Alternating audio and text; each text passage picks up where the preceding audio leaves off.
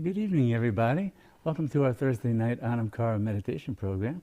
With all my heart and with all my love, I welcome you to our program this evening.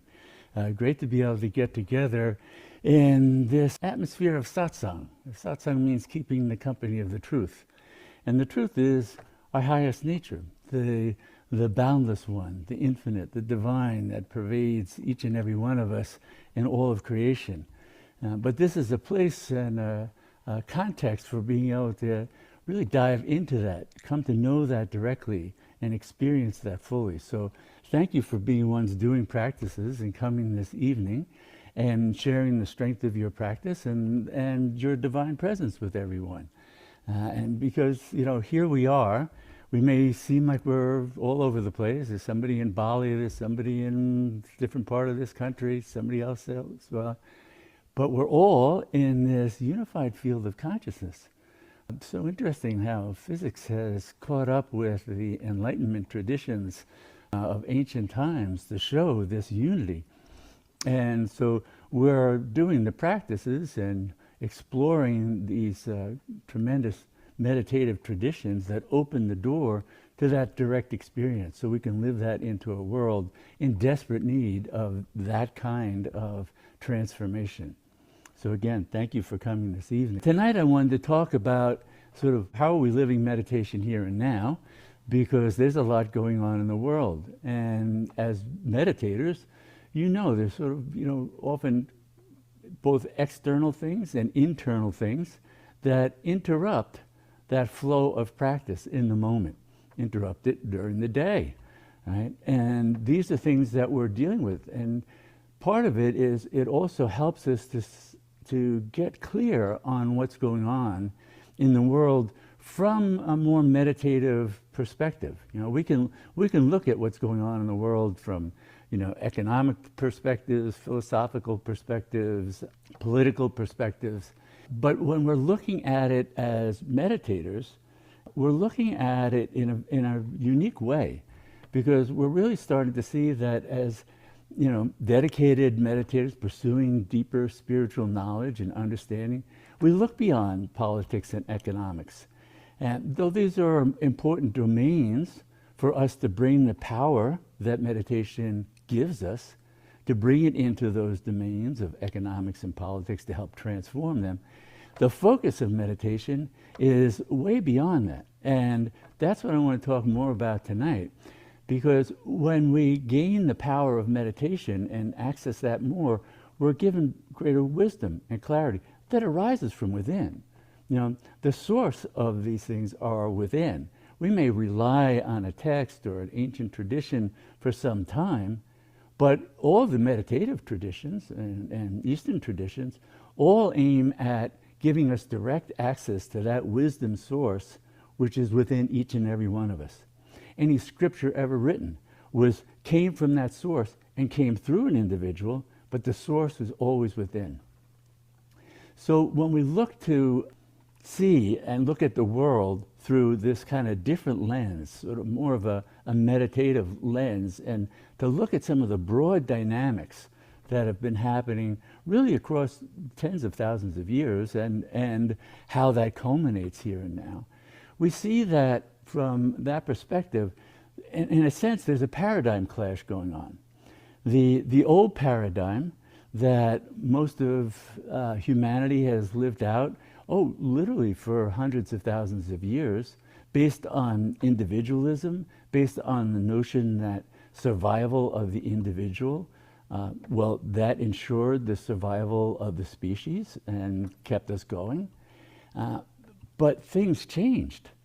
We're now at a place where we have to shift, because right now we have to be able to see the integrated web of life. And many of the ancient wisdom traditions of indigenous people have that wisdom.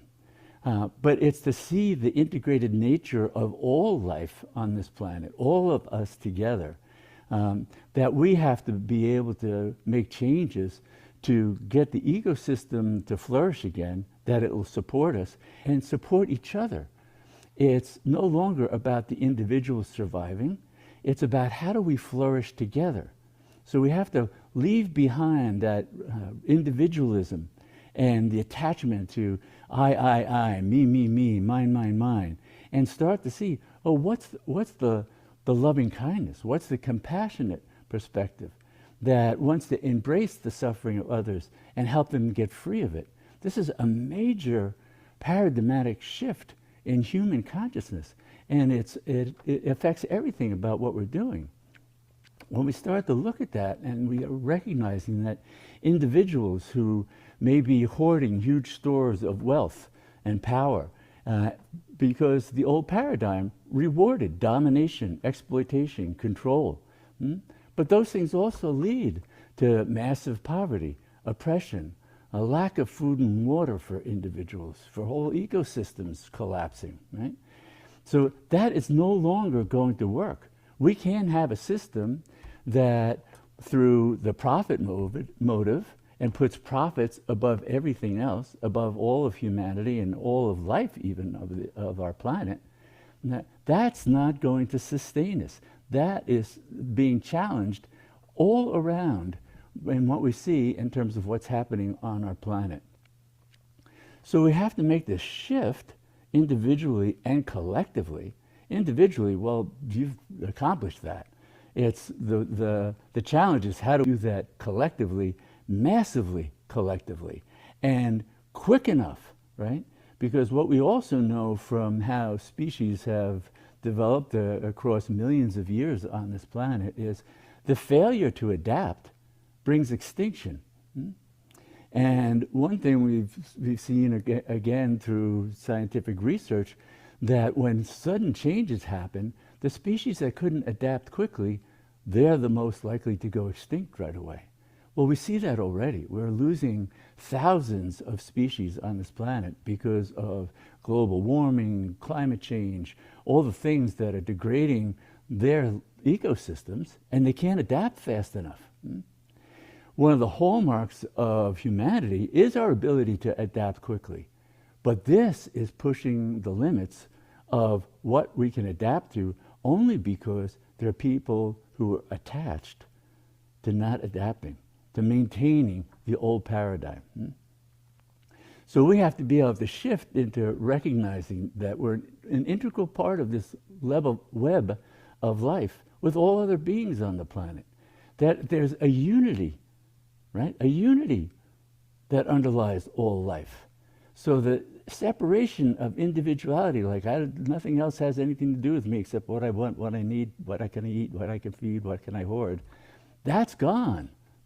We're in this web of life, and it's a beautiful web. We can all flourish together. What's happened in our evolution is we've also amassed the capabilities to be able to bring about the conditions for everybody to flourish. We don't have to have somebody with mega wealth and then millions and billions of people in poverty. That has got to shift, right? And that's what we're capable of. That's the challenge of these times. But clinging to the past, well, we see what's going on with that.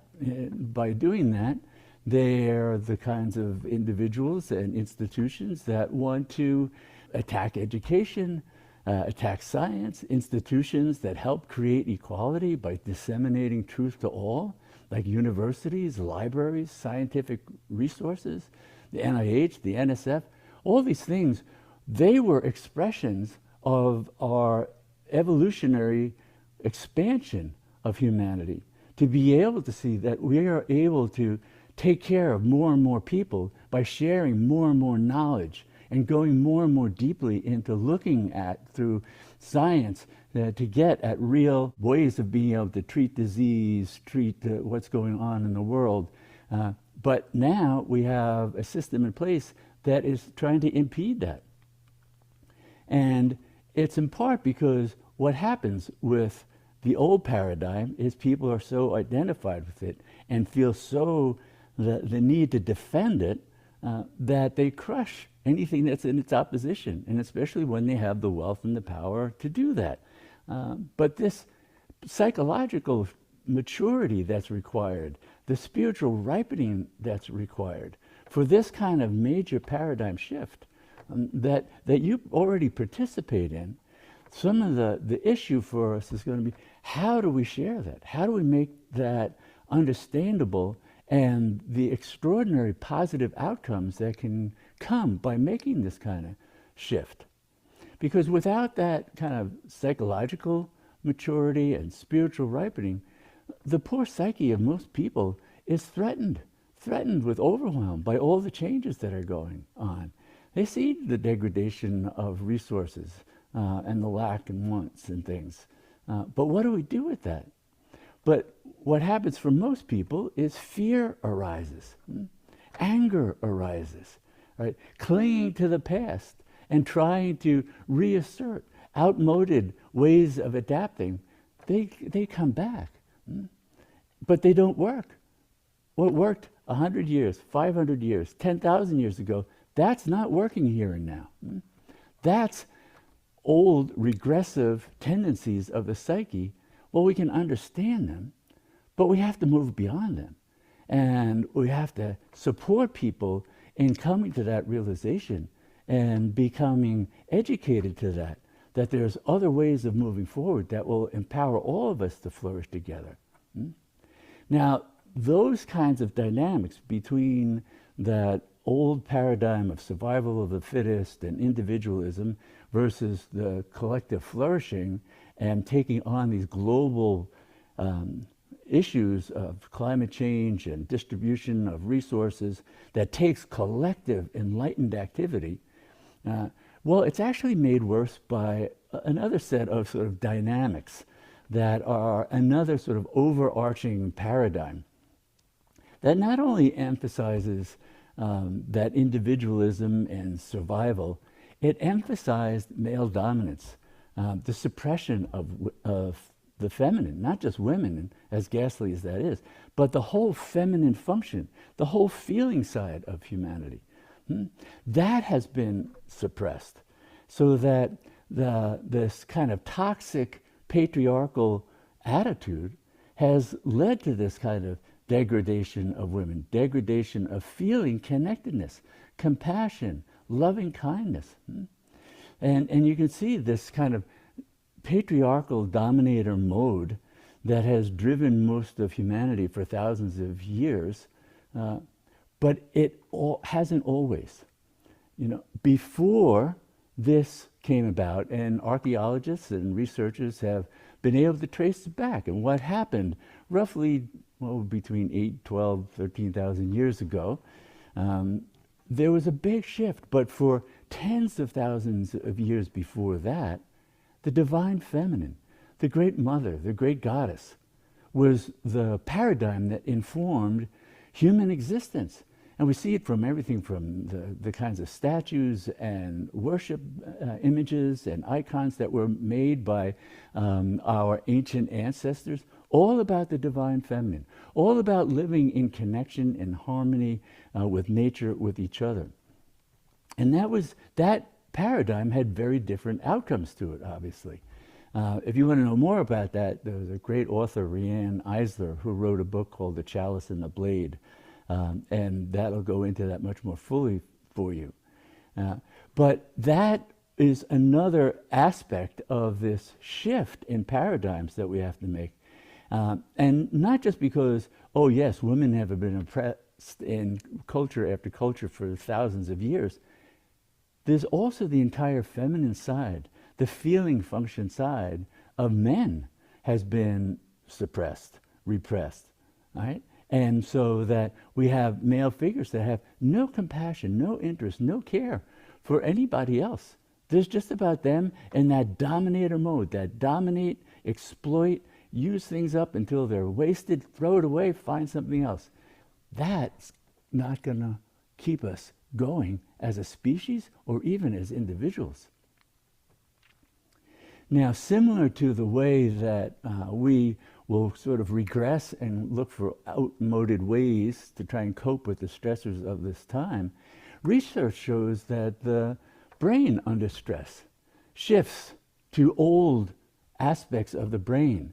There's a model of the brain that was developed actually through the NIH, though now that's getting defunded, horrible thing, that looks at the brain, that it evolved from, first there was sort of a reptilian brain, and that's our brain stem. Over the top of that grew the old mammalian brain as we evolved into mammalians. And then over the top of that grew the cortex, the wrinkly thing that we think of a brain as just the outer covering of the brain. That's what we think of as the human brain. Well, under stress, what happens is functioning of the brain gets shunted from the higher order brain, human brain, capable of higher order thinking, ideals, values, and that, down into these subcortical areas, the fight, flight, freeze response that we know about. And Daniel Goleman's work on mindfulness and meditation research and emotional intelligence goes into this. But what happens is when, and he coined the term amygdala hijack, because the amygdala is an emotional processing center in the subcortical regions of the brain, and it starts to take over the brain when we're threatened, when we're in fear or anger, because now we're looking for just sudden, quick responses that might save us from being eaten alive. Only that's not what's happening. We're being threatened by an idea. We're being threatened by somebody being different. Those aren't real threats. The brain gets confused, and people act out as if it was life-threatening, that somebody has a different color, has a different gender, has a different identity. Why is that threatening? Because it triggered this old part of the brain, and they got deluded by it. So what happens is literally that part of the brain, that subcortical area, and you can see this in the neurophysiological work I've done with EEG biofeedback and things, so I'd see it on the screen, that when the stress response comes up, the activity in our frontal lobes, and especially the left frontal lobe that has to do with higher order thinking, executive functioning, impulse control, those kinds of things, it goes offline.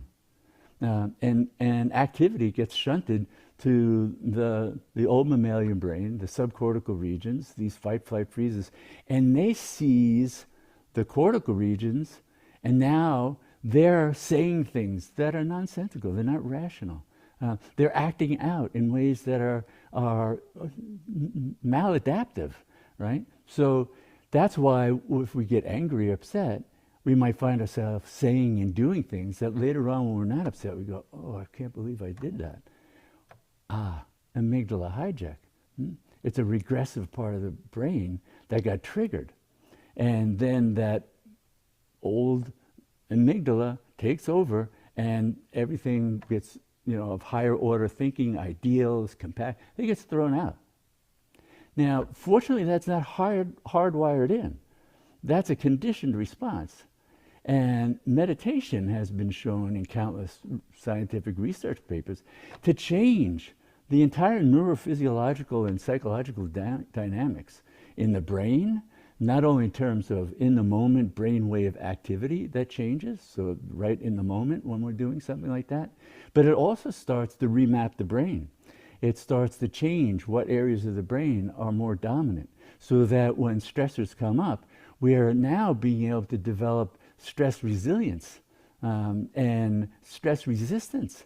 We don't get triggered. We get to recover much more quickly if we get stressed. We don't get as stressed. So all these things begin to shift because of what meditation practices do when they hit the brain and really start to tune us in to innate capacities. These are just born of innate capacities. And we might think of many of these meditative kinds of practices as ancient brain hacks.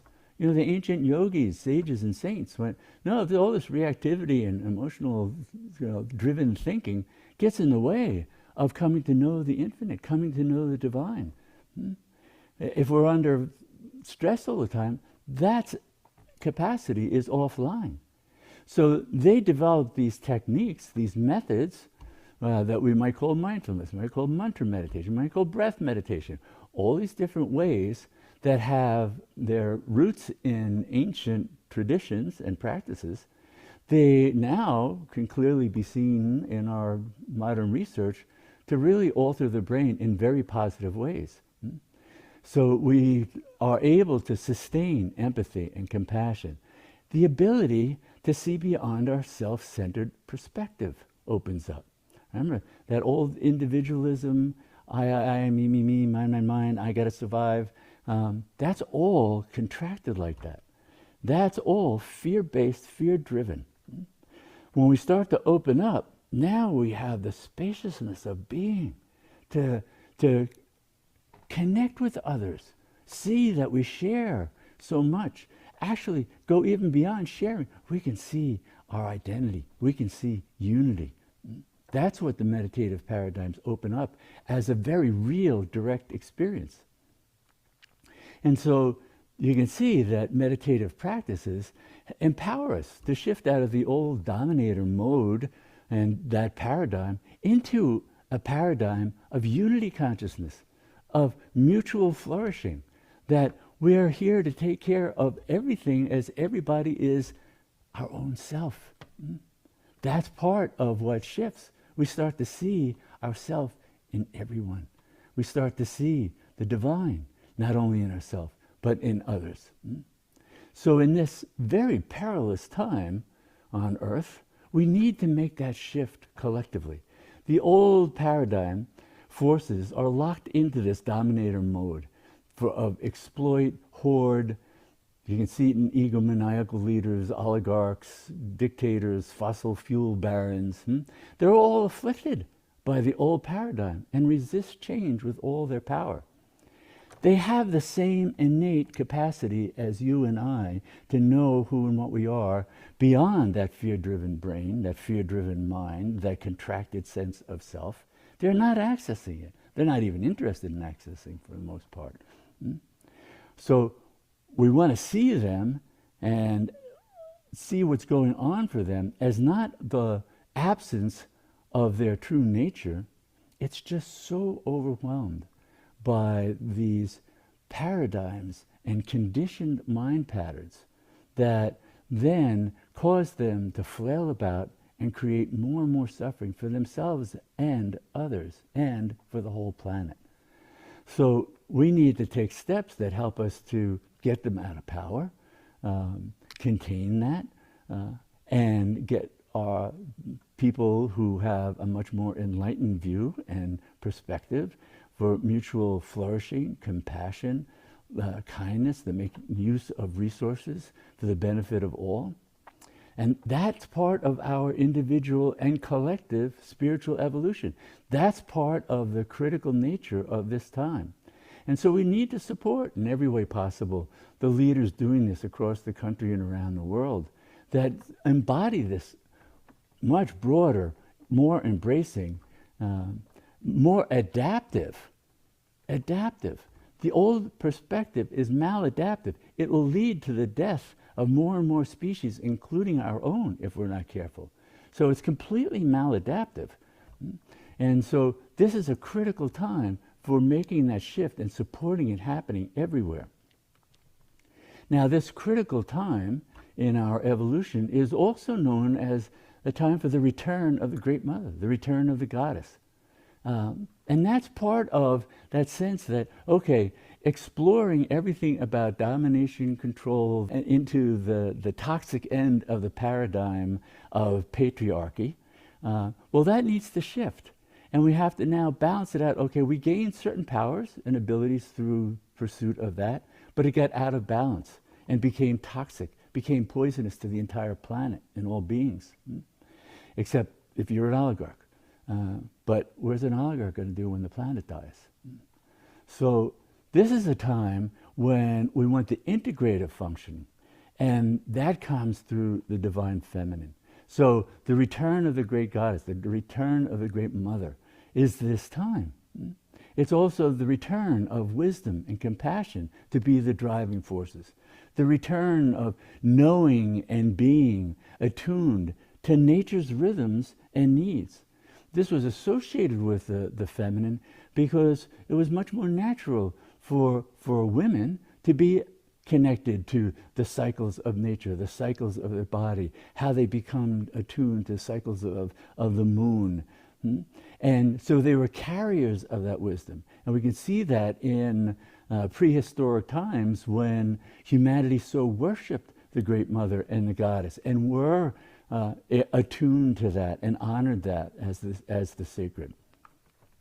So this return to knowing the unity of all, but it's returning to know what we once knew, and the knowledge is still within us, deep, as our essential nature, the unity of Creator and creation.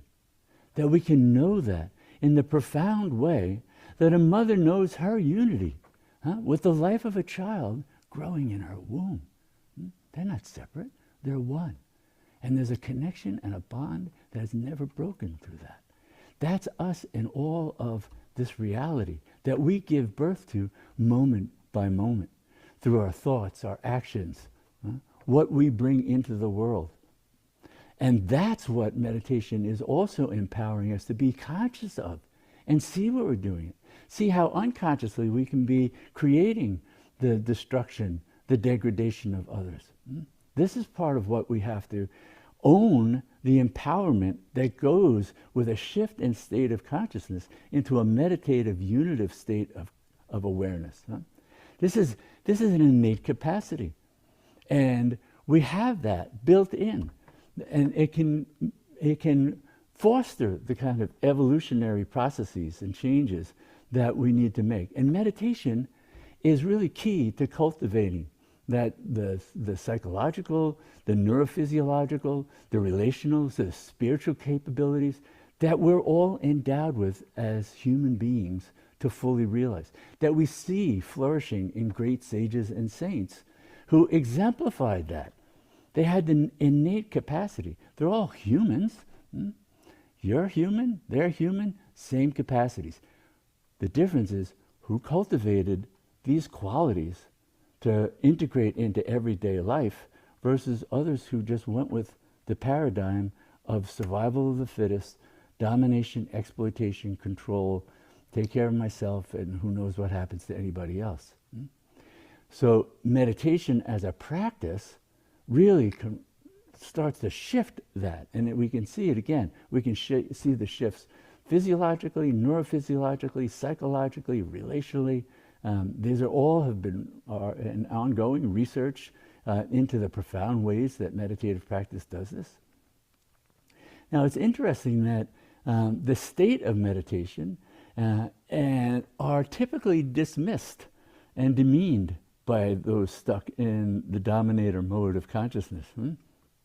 In part because meditation was, well, really in a sense it was associated with the feminine side of our psyche because it's open, it's intuitive, it's receptive, it's unitive.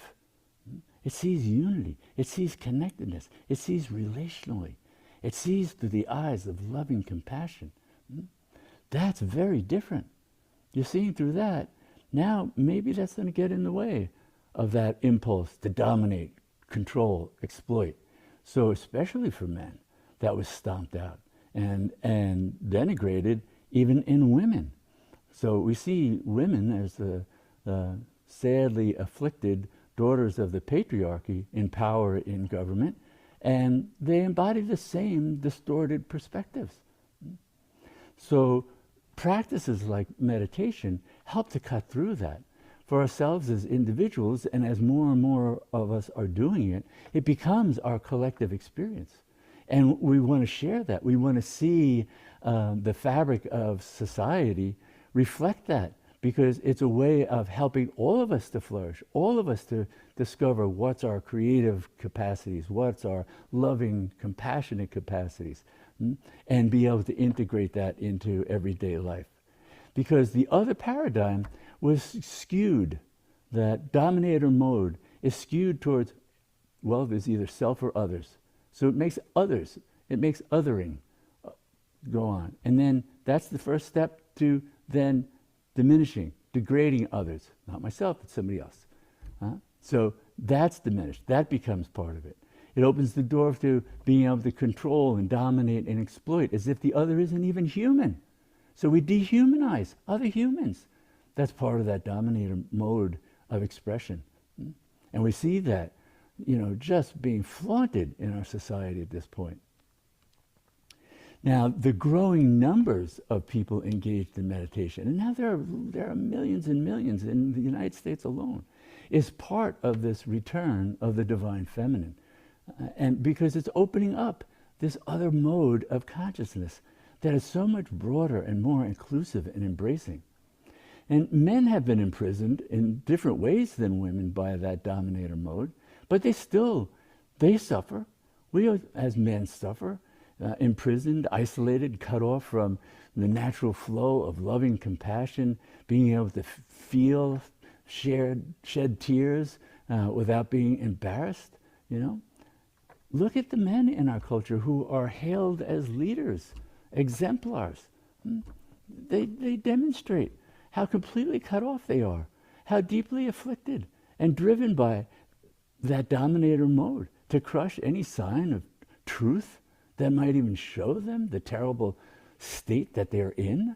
So they want to mock, deny, demean, mock, wokeness, like there's something wrong with being more aware, more compassionate, more kind.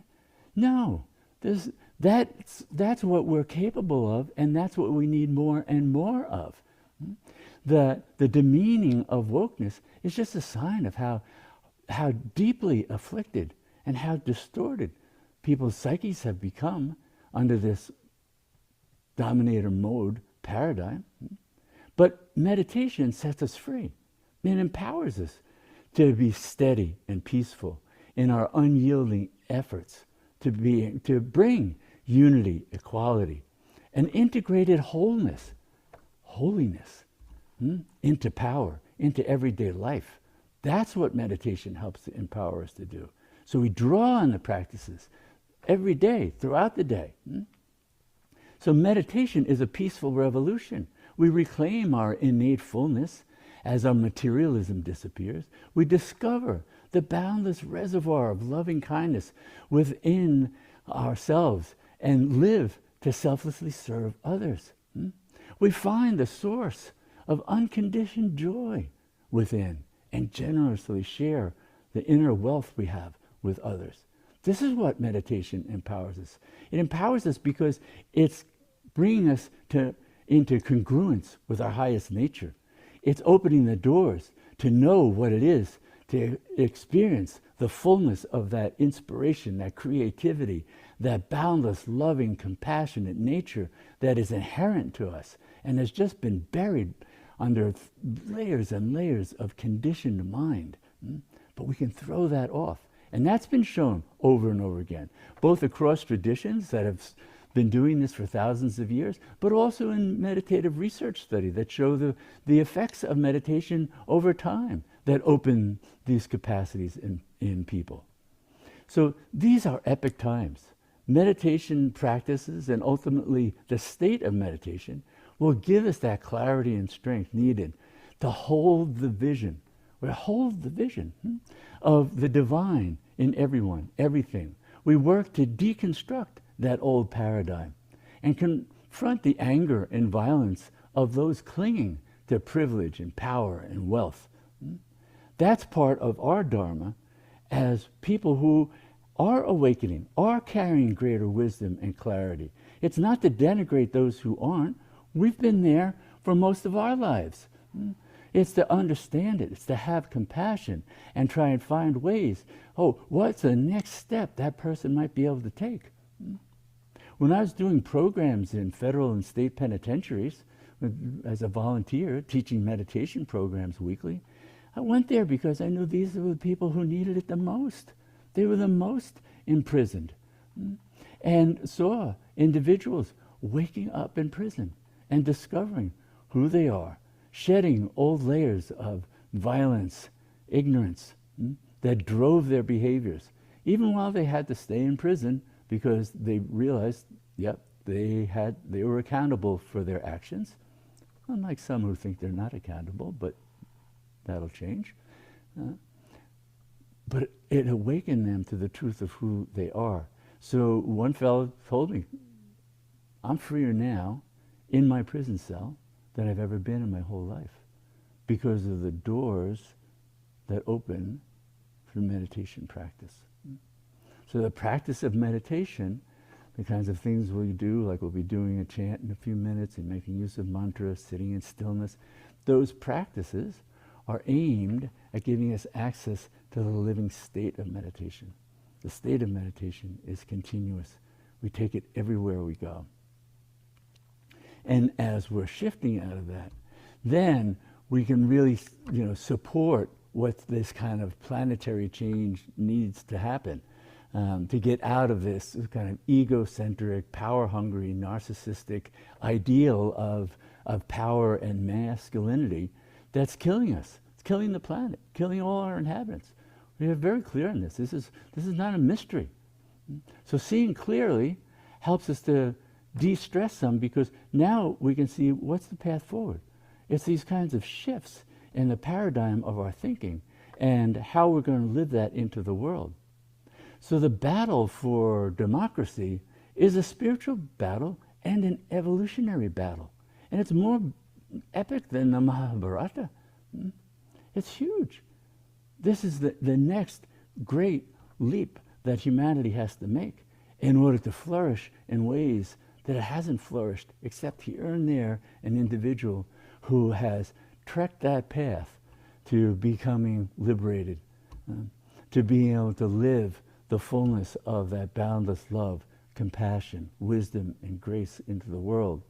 We look up to them as the Buddha, as the Christ, as Saint Teresa of Avila, as Sufi masters, as Rumi, as Hafiz, as great beings from all different traditions. Individually, they showed this is possible. We need to do it collectively now. Now's the time for that. And so through meditation, that's a practice where we're taking refuge in the divine within, so we can truly know that. That's what gives us the strength. That's what gives us the steady wisdom to walk through the fires of the world. The fires of the world aren't going to suddenly be extinguished. No, we're going to be the water bearers. The age of Aquarius. That's what it is. We carry the waters of wisdom, the waters of life, the waters of loving compassion, of connectivity. That's what's going to put out the fires of this kind of degradation, inequality, destruction of others and the planet. We embody that because it is the nature of our heart center, the living presence of the divine within. And so when we're taking refuge in that, we're taking refuge in Dharma, this sense of being aligned with the highest, empowered by the highest, Dharma Shakti. That's why Gandhi said, where there's Dharma, there's victory. And as somebody who exemplified that and acted with peaceful civil disobedience, he was able to topple the whole dictatorship of the British Empire in India. So we're empowered to do this as part of the peaceful revolution of meditation, the revolution that changes our state and will change the state of our country. That's what we practice. That's what we cultivate. That's what we share with others as a way to get free and live freely into the world with greater love, compassion, creativity, presence.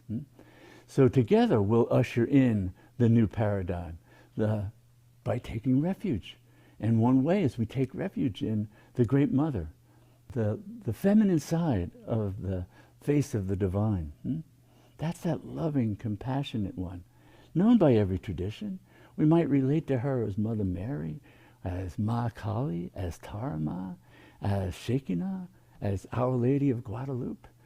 Her names are countless. Bridget, so many ways she appears over and over and over to humanity, drawing us back to the truth of who we are, the fullness of who we are, the completeness of who we are, so we can live that wholeness, that holiness into our everyday lives.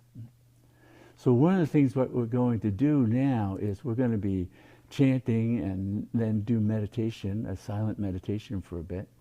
And we're going to be chanting one of the great mantras out of the yogic tradition, Om Kali Ma, Kali Namo Nama. Om Kali Ma Om is an invocation of the infinite beyond all forms, just the throb of the infinite that takes all forms. But the essential nature of that throb is what Buddha called the four immeasurables: boundless loving compassion, boundless wisdom, unshakable peace, boundless rapturous joy. That's all in Om. Right? If we, in meditation, become so deeply absorbed in Om that we truly enter the mantra, meaning we dissolve our little self into it, we come to know that directly, because that's already throbbing within. We make a use of mantra and chants to attune us to the living presence that's already here, now, always. Kali is a name of the Great Mother. What's behind me here is known as the Mahakali Yantra. It's a graphic depiction of who she is in all her fullness, in all her radiance. And it resonates with the other tankas that I have here that are of Tarama. Tarama and Kalima are actually very closely related in the Eastern traditions. Sort of two faces of the same infinite power. So Om Kalima, Kali Namo Nama. Ma is one of the most ancient mantras. Every baby knows the mantra Ma. Ma. We call on the mother. We call on the mother when we're in pain. We call on the mother when we want love, when we want protection, when we want to go beyond our own self into the boundlessness that's right here, but just the other side of the mind. That's why all the practices are really aimed at calming, taming the mind. And when that happens, then the immediacy of what's already present becomes visible, because our vision isn't occluded by all the stuff of the mind. We come home to the divine, whether it's the divine in her great mother form, the divine in the great father form, the divine in the formless one beyond them all. That's the truth of who we are, and it's already fully present within every being. So no place to go except into stillness, except into quietness, so we can see what's the other side of the mind. In time, we'll see it regardless of whether the mind is there or not. But to begin with, we quiet the mind, we quiet the body, because our attention keeps going after their movements. We want to see the one who illuminates it all. The one who illuminates every thought, every feeling, every sensation. That luminous one, that's the divine within. That's your true self. So we'll be chanting Om Kali Ma, Kali Namo Nama for a few minutes. And then we'll just sit in the stillness, in the silence. The mind moves. Let it move with the mantra Om Kali Ma, Om Kali Ma. You might say it once on the inhalation, once on the exhalation. You might find the mind saying it quickly, Om Kali Ma, Om Kali Ma, Om Kali Ma. Just become absorbed in it any way that feels right for you in the moment. Just keep bringing the mind back to that throb of her, that throb of consciousness. Mantra is consciousness in sound form. Mantra is the divine in sound form. It's known as the sound form of God. Become absorbed in mantra, you're becoming absorbed in the infinite, the divine, the one. But now we're just going to become absorbed in Om Kali Ma and into the spaciousness of being that embraces all as your own self. There are no others. There's only one. That's it.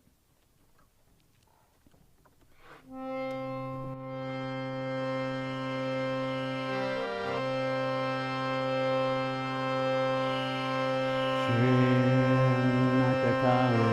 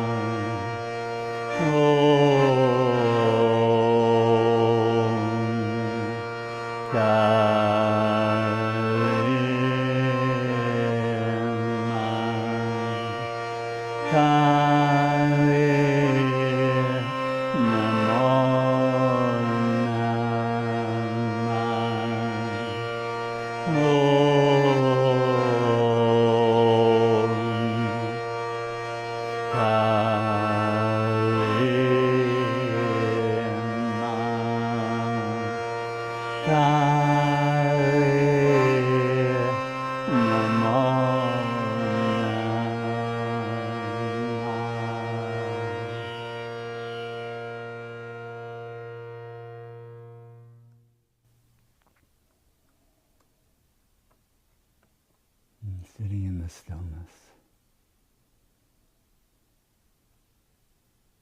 silently repeating Om Kalima with the awareness of I am that, and the mantra, and the divine that took the form of all mantras, and the source, Om Kalima, and rest in that awareness.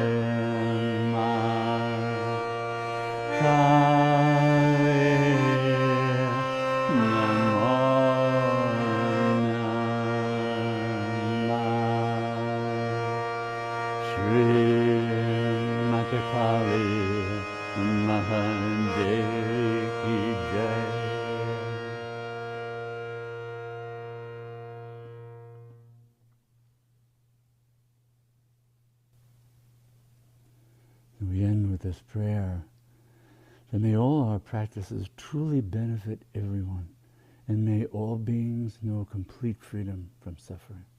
And namaste.